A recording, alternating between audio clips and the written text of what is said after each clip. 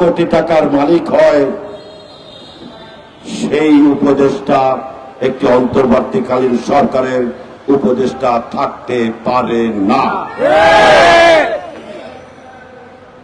যেই দুর্নীতির জন্য এই লড়াই করেছে আমরা, যেই ভোটের অধিকারের জন্য আমরা লড়াই করেছি এতদিন যাবৎ, সেই দুর্নীতির বর পুত্র এখন আপনার আশেপাশে ঘোরাফেরা করছে, উপদেষ্টা মন্ডলীতে রয়েছে। এই দুর্নীতিবাজদের দিয়ে আপনি নিরপেক্ষ নির্বাচন করতে পারবেন বলে মনে হয় না। যেই ফেসিবাদের কথা আমরা বলেছি, জোর করে চাপিয়ে দেওয়া একটি ফেসিবাদের আলামত। আজকে আপনি জোর করে কিছু উপদেষ্টা জোর করে তাদের লোকজনদেরকে টাকা পয়সা ইনকামের জন্য মাঠে ছেড়ে দিয়েছে এজেন্ট হিসেবে। আপনি খবর নিয়ে দেখেন, আপনার লোকেরা কমিশনার বানায়, আপনার লোকেরা ডিসি বানায়, আপনার লোকেরা পোস্টিং দেয়, সচিবের পোস্টিং দেয়। যে সমস্ত অ্যামাউন্টের কথা শুনি, আওয়ামী লীগের আমলও এই ধরনের অ্যামাউন্টের কথা বাজারে আসে নাই। তাহলে সেই দুর্নীতি যদি আপনারা করেন, সেইভাবে যদি আদালতের রায়কে অবজ্ঞা করে আপনার নিজেদের লোককে বসানোর চেষ্টা করেন, তাহলে ফ্যাসিবাদের সঙ্গে আপনাদের কোনো পার্থক্য আছে বলে মনে করি না। আপনি গত 10 মাসে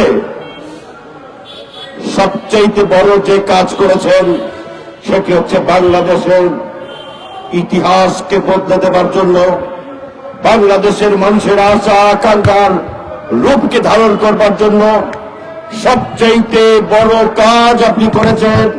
গত 13 জুন বাংলাদেশের মানুষের মূল আকাঙ্ক্ষা আগামীদের রাষ্ট্রনায়ক জনাব তারেক রহমানের সঙ্গে আপনি লন্ডন বৈঠকের মাধ্যমে কিছুটা হলেও আপনার গত 10 মাসের অপকর্মের ব্যাপারে মানুষ চিন্তা করতে শুরু করেছে যে আপনি সঠিক পথে এখন আসতে চাচ্ছেন। আমরাও মনে করি আপনি সঠিক পথেই থাকতে চাচ্ছেন, কিন্তু আপনার আশেপাশের যে সমস্ত উপদেষ্টারা রয়েছে তাদের ম্যাক্সিমাম চাচ্ছে না আপনি ভদ্রভাবে, সভ্যভাবে, সম্মানজনকভাবে আপনি বিদায় নেন, ইতিহাসে আপনার নাম থাকুক। আপনার আশেপাশে অনেক উপদেষ্টারাই চাচ্ছে না। এইভাবে যদি আইনের লঙ্ঘন হয়, এইভাবে যদি ফ্যাসিবাদের দোষরদেরকে পুনর্বাসন করার চেষ্টা করা হয়, এইভাবে যদি বিনা বিচারে মানুষকে হত্যা করা হয়, তাহলে ধরে দেব এই আওয়ামী দোসররা আপনাদের আশ্রয় পাবেন, আপনি এবং আপনার সঙ্গপাঙ্গরা।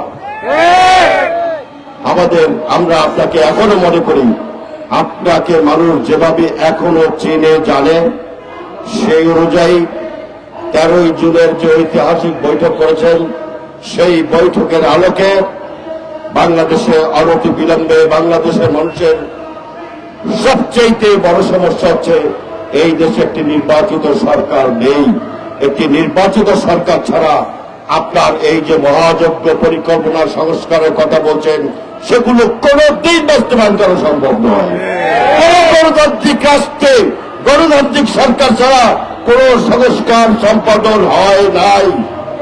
এই সমস্ত ভৌতিক কথা কিন্তু হাসিনা বলে শুনতাম, এই সমস্ত আজগুবি কল্পনা প্রসূত কথাবার্তা হাসিনা বলে শুনতাম। ডক্টর মোহাম্মদ ইউনূস আপনার আমলে এই সমস্ত কল্পনা প্রসূত কথা শুনতে চাই না। কথায় কথা বলেন নির্বাচনের জন্য ওদের মাথা খারাপ হয়ে গেছে। আরে ভাই, নির্বাচন ছাড়া একটি দেশ চলে নাকি?